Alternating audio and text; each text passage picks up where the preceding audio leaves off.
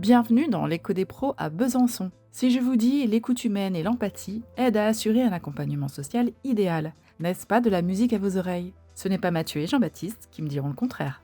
Bonjour Mathieu, Bonjour Virginie. vous êtes expert en protection sociale pour les entreprises de moins de 20 salariés sur le secteur du Doubs. Et aujourd'hui, vous nous présentez un nouvel adhérent, je crois. Oui, c'est ça, je vais vous présenter Jean-Baptiste Chanet, qui est directeur du Carrefour d'animation et d'expression musicale de Besançon, une école de musique associative. Et c'est une nouvelle collaboration? Oui, une collaboration assez nouvelle, mais bon, il y a tout pour que ça dure, alors je vous emmène. Allez, je vous suis. Bonjour Jean-Baptiste. Bonjour Mathieu. Dites-moi en quelques mots, c'est quoi le KM? Le KM, c'est une école de musique associative qui est dirigée par une dizaine de bénévoles et qui comprend une équipe de professeurs salariés d'une dizaine de personnes. Une dizaine de salariés, des bénévoles, c'est d'autant plus important d'avoir un partenaire expert en protection sociale.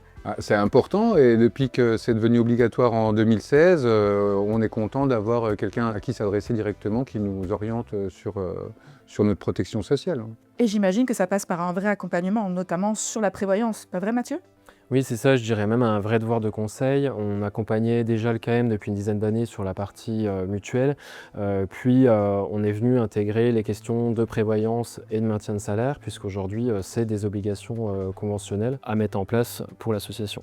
Est-ce que vos salariés avaient des questions à ce sujet? Énormément, et même des questions qu'on ne soupçonnait pas. Tout ce qui peut être la transmission, capital décès ou des choses comme ça sur les aidants. Donc Mathieu, vous avez dû faire la présentation aux salariés. Qu'est-ce que ça a permis par exemple? Alors c'est une pratique que j'ai généralisée sur la mise en place de contrats collectifs. L'idée c'est de savoir aussi à quoi cotise le salarié, à quoi cotise l'adhérent. Qu'est-ce que l'entreprise va mettre à disposition comme garantie à ses salariés, mais surtout ça permet de lever pas mal de questions et de pouvoir y répondre en direct. On a pu notamment parler de fonds de solidarité, de proches aidants, de situations de succession, de handicap. Les questions étaient très larges. Jean-Baptiste, jusqu'ici, comment est-ce que vous percevez votre relation avec votre conseiller à Aesio? C'est une relation de proximité avec une confiance qui s'installe, une confiance mutuelle. Vous n'avez pas de cabinet de ressources humaines?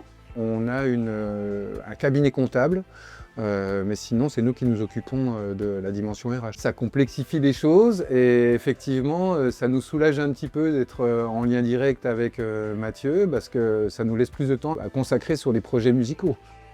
Que diriez-vous, Jean-Baptiste, à une entreprise qui hésite encore à faire appel à Aesio pour la gestion de sa protection sociale et de sa prévoyance?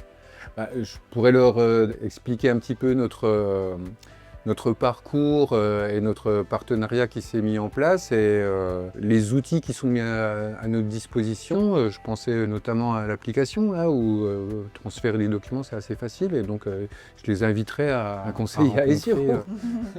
Écoute et empathie.